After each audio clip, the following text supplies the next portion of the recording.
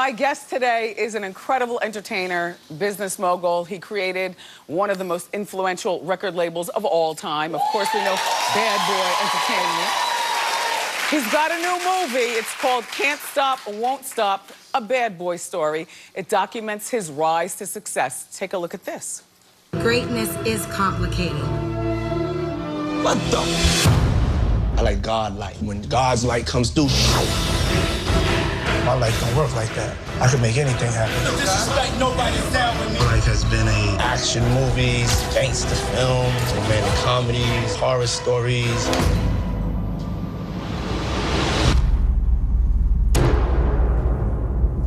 I don't want the Chrysler that looks like the Phantom. I want the Phantom. Please welcome Sean Diddy Combs.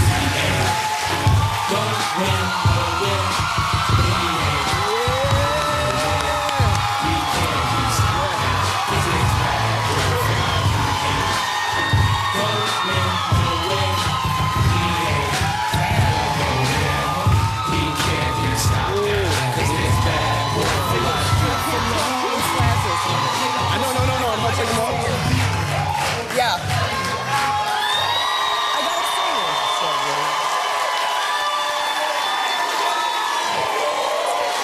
Bad boy! Bad boy! Okay. The drama of it all. Yes. Welcome. Thank you. Thank you very much. I must say it's been a long time coming. Yeah. And I want to just tell you how proud I am of you. Because I don't think you get enough credit for being the first one to really cover our culture. You know, hip-hop culture and also hip-hop celebrities and just understanding that it's news, not just saying that's all that you cover, but you started shedding light on our culture and our people, and thank you very much. Thank you. I accept that. Yeah. And with that in mind, I know I pissed a lot of people off, including you. Mm-hmm. But this is a full circle moment, everybody. Yes. Get into adult conversation. Yeah, yeah. Full circle. Yeah. Okay, so you smell delicious. You can't feel it through the TV, but he's got finery on, like finery, and you've got diamonds in your teeth. Which this is the thing. Lala was here the other day. Is that permanent? Hers aren't. Yeah, mine is. You're permanent. Yeah. How long you had that? For like 2.5 years. Yeah. I want to give you a shoe cam. Put your feet on those feet. Okay. And while you're looking at his shoes, just check out the finery of what his entire suit is made out of. Yeah, there's a whole situation. Yeah.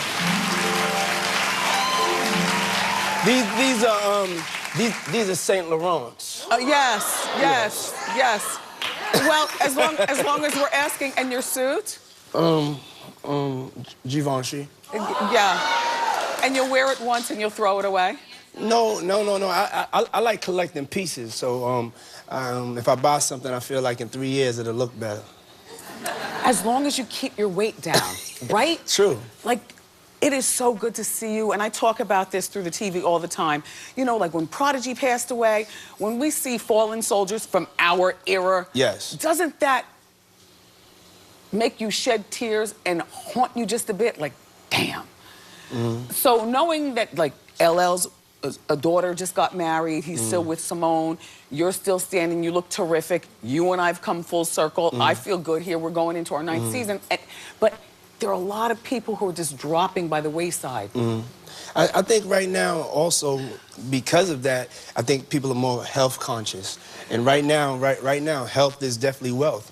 And I think people are into giving themselves self-love and taking care of themselves. What do you do? To be honest, I just went through Ramadan, and I fasted with a couple of friends of mine that are Muslim, so that's why I'm probably a little extra snatched right now. Yeah.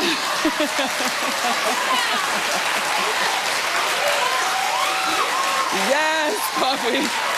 Oh, But you know what I've been doing? I've been really caring about what I put inside of me, and just caring about like what I'm doing to myself. And I think that's the page. That's really the new wave. because I haven't seen you in over 15 years, but I'm not seeing wrinkles. I'm seeing good. It's good. Thank you. So, all right. Back to your lifestyle. Yes. Because I don't, you live a really hectic lifestyle. And I don't understand all the running around. And who are these people that you surround yourself with? And who are these people? Do they violate you? Do you get robbed? What happens? Now, you threw a house party, and I got the footage. Okay. Look at this. Now, who has this many people at their house? Puff, and or Sean, Diddy, Doody, what do I call you? I think you should call me Puff. You always call me Puff. I do. Yes. Okay. First hurdle jumped. Jesus. I'm not gonna lie, I was nervous to come out here. I was drinking some Ciroc in the back, and Why didn't you bring some out? We could have got turned up and really had a conversation. Can we get 2 Cirocs on the rocks, please? Thank you very much. But so you have all those people at your house. Mm-hmm. And we were just talking on Hot Topics about Alyssa Milano and her business manager stealing $10 million. And I saw the list. I know you're tight. We don't have to go into it, but I'll brag on you in my mind. We talked about it. Rich. Very wealthy.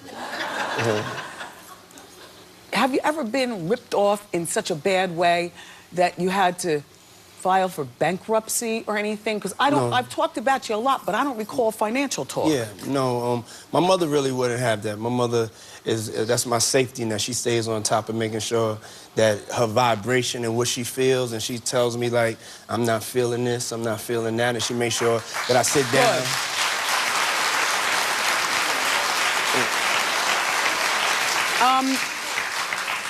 Okay, so Puff's got 6 beautiful kids, and I am particularly fond of your twins because I love a twin situation. And that one on the left, pursing her lips like, Yeah. But I love that you have, 6 kids, 3 babies' moms. Yes. Okay. And they all taken care of. That's right. I know.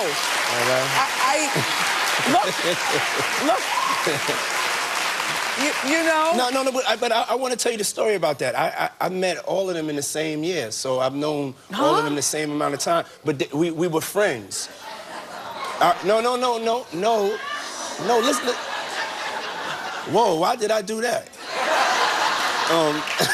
Did you meet all in the same social I was just setting? trying to say it wasn't like I just was running around, through my career and just, every couple of years just being with a new person. Like, these are people that were my friends, and then I would get my heart broken, and then my friend would be there, and I would fall in love with my friend, and then I would get my heart broken again.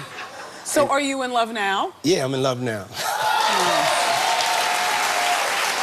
And I was in love then, Yeah, but you've been in love with Cassie for a while. Like, you guys, this is I mean, I'm not saying that you're sloppy or anything like that, but I know that outside of your baby's moms and taking care of your kids and your empire, you do like to party, okay? Yes.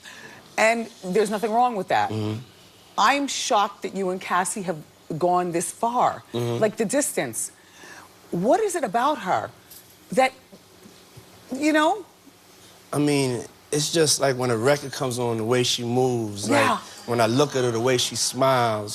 The way I see her look at me sometimes when I wake up and she's already awake, And the Met Gala, what the sitting on the steps was going on? What is going on here? Now, I'm gonna be honest, like, they didn't have my tickets right the year before, so I said I'm gonna stun on them and sit on the stairs as my woman looks good and takes those pictures. Stay here. He's staying. Up next, we're gonna talk more with Diddy, including his movie, and I wanna know about, where's G-Dep? Okay. What's up with Loon? Okay. What's up with Craig Mack? Okay. Why wasn't Craig Mack on the tour? Okay. Next. Let's go.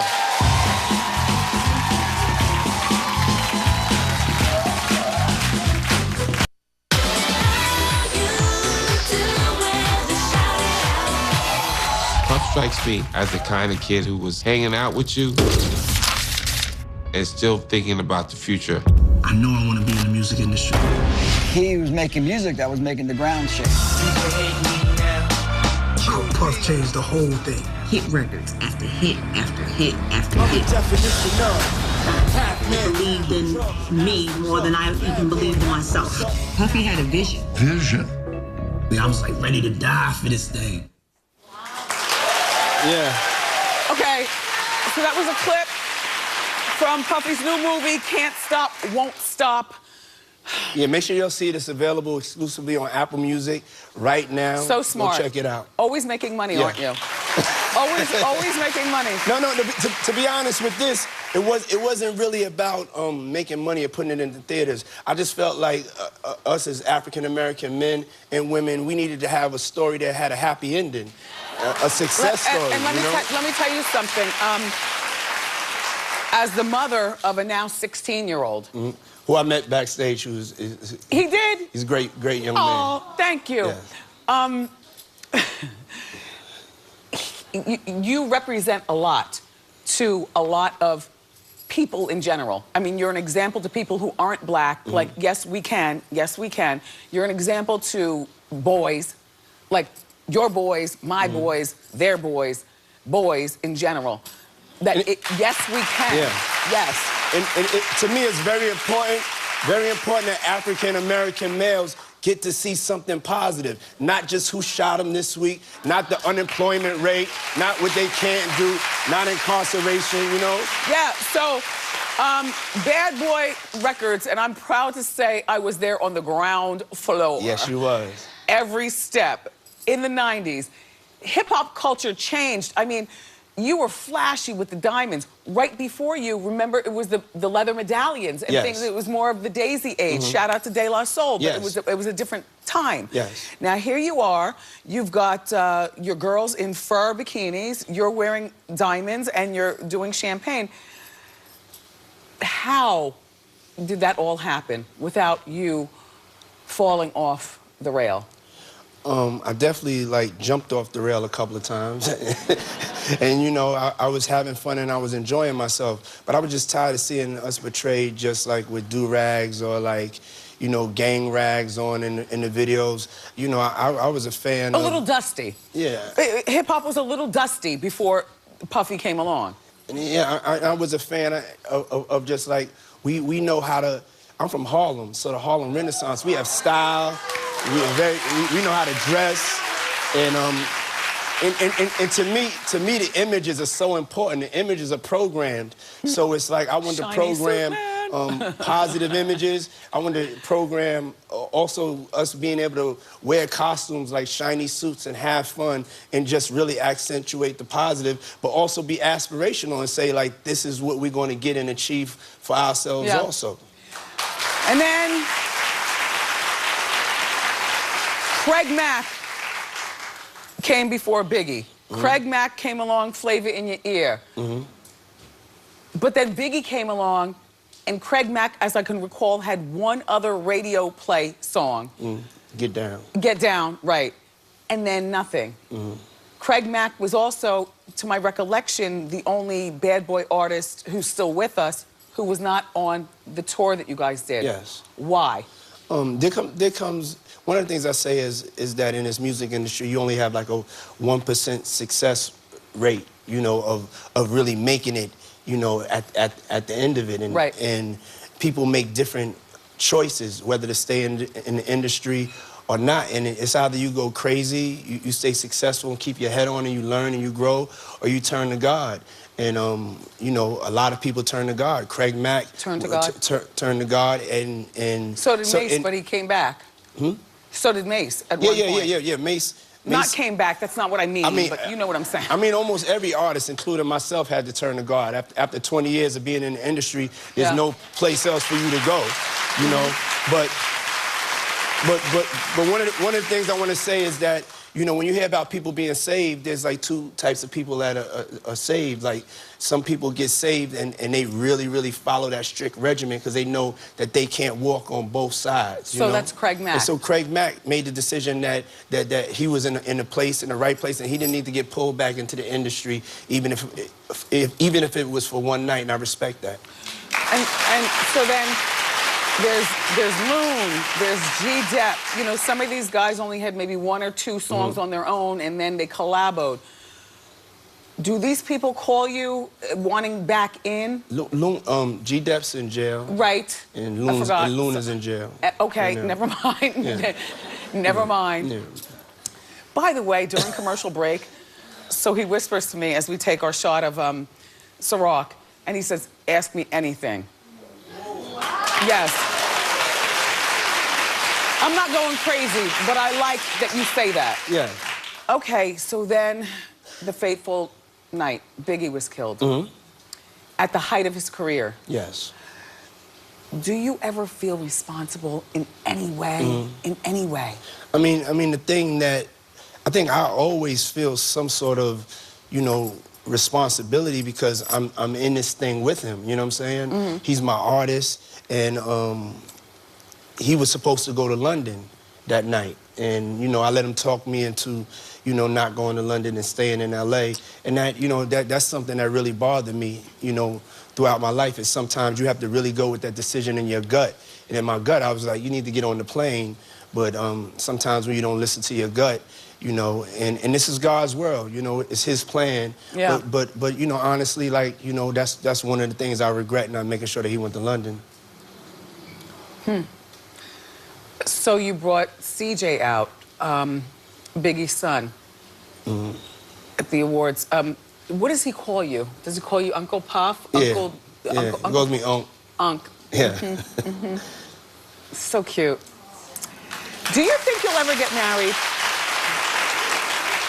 I'm not judging. No, I mean, you could be a playboy. No. It's not about being a playboy. It's like, I think marriage is so serious, and it's like you're making a commitment to somebody under God, and unless you're ready to do everything that's said, then you shouldn't get married. And you're not ready. Yeah, I'm gonna be honest. Like, you know, a lot of my spirit had got lost through a lot of the things that I went through, is, you know, even with the Biggie situation, and then just in life in general. And I really just started understanding how to really love myself and really focus on what's important, you know? Really? Yeah, I really did. Life is a journey. Yeah, life is a journey. It really is. And so I have to get myself together before I'm all the way together, before I'm really ready for that, because that to me is something very, very serious. And one day I hope that I'll find that. Not that I'll find that person, but I'll be able to do that. Find it within yourself. Yeah, I want to find it within myself. And then deliver yourself to that woman. Yes. Yeah. You are exhausting me. Let me tell you something. This week has been hella exhausting. Lala comes, talks about Mello.